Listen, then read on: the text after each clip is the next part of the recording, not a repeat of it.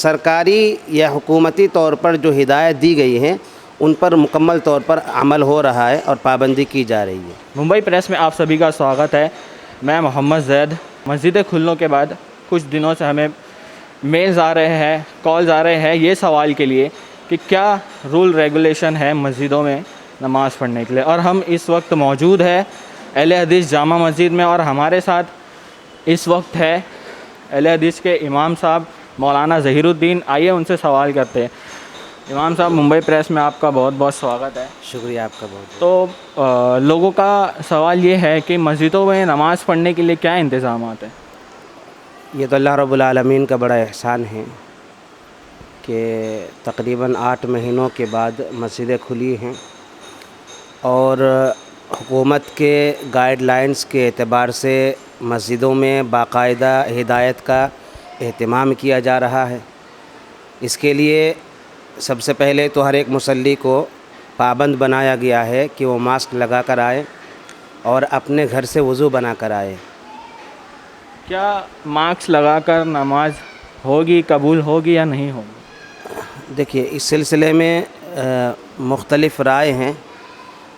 جہاں تک ایک بیماری کا مسئلہ ہے کہ وہ بیماری ہو سکتا ہے کہ ماسک نہ لگانے سے وہ پھیل سکتی ہے، تو ایسی صورت میں شریعت کے اندر عذر قابل قبول ہے۔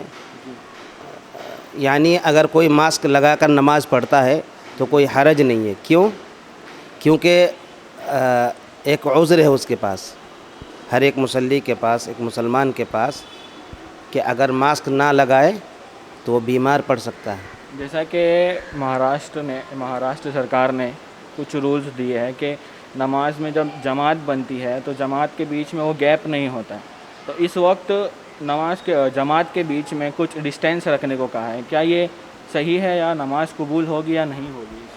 تو اس کے لیے بھی وہی اصول اپنایا جائے گا کہ بیماری کے نہ پھیلنے کا جو اہتمام ہے وہ اہتمام کی بنیاد پر لوگوں کو ڈسٹینس برقرار رکھنا چاہیے۔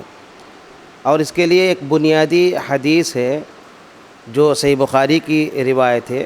اللہ کے نبی صلی اللہ علیہ وسلم نے فرمایا، لا یورد المصح علی الممرض، یا بعض میں ہے لا یورد الممرض علی المصح، کہ خارش زدہ اونٹ کو صحیح اور تندرست بیماری سے جو پاک صاف اونٹ ہے اس کے پاس نہ لے جاؤ۔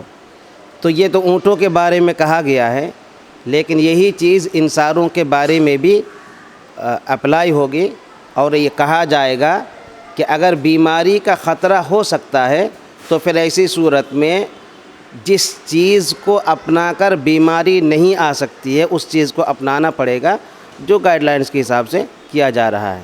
جیسا کہ مسجدوں میں انٹر کرنے سے پہلے سینیٹائزر یوز کیے جاتے ہیں، وہ سینیٹائزر مطلب الکوہلک رہیں گے یا نان الکوہلک رہیں گے؟ جی، اس میں اولاً الکوہل ملا ہوا ہے یا نہیں ہے یہ تحقیق کی بات ہے، اور تحقیق ہونی چاہیے۔ اور اگر ملا ہوا بھی ہے تو اس سلسلے میں درست بات یہ ہے کہ الکوہل جو کہ ایک نشہ آور مادہ بتایا جاتا ہے، حالانکہ بعض ریسرچ ایسے ہیں کہ الکوہل کی بہت ساری قسمیں ہیں، ہر قسم نشہ آور نہیں ہے۔ تو نشہ آور کوئی ضروری نہیں ہے کہ وہ ناپاک بھی ہو، پینے کے اعتبار سے وہ ناپاک ہے، وہ نجس عین ہے، بے عینی اس کی ذات ناپاک ہو پینے کے اعتبار سے، لیکن وہی چیز اگر جسم میں لگ جائے تو پھر جسم ناپاک ہو جائے گا، اس کے لیے کوئی دلیل نہیں ہے۔ وہ چیز ناپاک نہیں، پینے کے اعتبار سے ناپاک ہے، یعنی معنوی اعتبار سے اس کو ناپاک کہا گیا ہے، ظاہری طور پر اس کے اندر ناپاکی نہیں ہے۔ لہٰذا اگر سینیٹائزر کوئی ہاتھ میں لیتا بھی ہے تو انشاءاللہ اس میں کوئی حرج نہیں ہوگا۔ سرکار کے گائیڈ لائن کے حساب مد نظر رکھتے ہوئے آپ کی مسجدوں میں یا اہل حدیث مسجدوں میں کیا کیا انتظامات ہیں؟ تو سب سے پہلے تو میں یہی بتا رہا تھا اولاً کہ ہر ایک مصلی کو پابند بنایا گیا ہے کہ وہ گھر سے وضو بنا کر آئے، ماسک لگا کر آئے۔ اسی طرح سے دونوں گیٹ پر وہ سینیٹائزر رکھا ہوا ہے، اس سے اپنے ہاتھوں کی صاف صفائی کریں. مسجد میں آئیں تو اذان سے پہلے نہ آئیں، بلکہ دروازہ ہی نہیں کھولا جاتا ہے.